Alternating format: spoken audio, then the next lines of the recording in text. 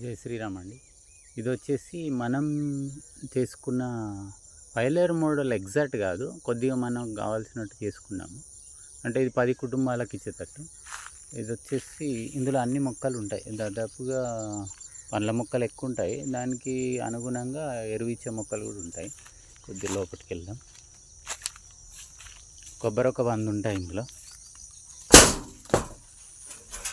ఇక్కడ మనం గమనించినట్టయితే ఇక్కడ నేల కనబడదు, దాదాపుగా కప్పబడి ఉంటుంది. మొన్న గాలివానకి ఇట్లా పడిపోయాయి, అది సహజం, పడిపోతూనే ఉంటాయి పొప్పడి కాబట్టి.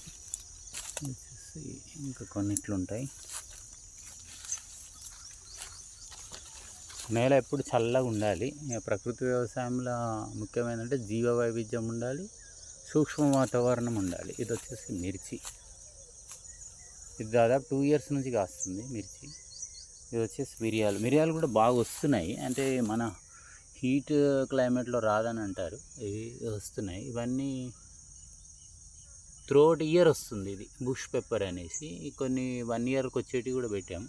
మీరు చూసినట్టయితే మొత్తం దీని చుట్టంతా కలుపు ఉంటుంది. ఇది వచ్చేసి మింట్, బాగుంటుంది. ఎరువు లేకుండా అద్భుతంగా పండించవచ్చు.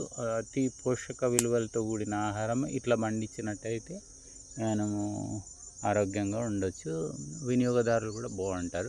దీని గురించి స్పెషల్గా వీడియో చేస్తూనే ఉంటాను, అంటే మనం ఎట్లా చేసాము ఏంది అనేది. ఇందులో యాపిల్ మొక్కలు కూడా ఉంటాయి. నమస్తే.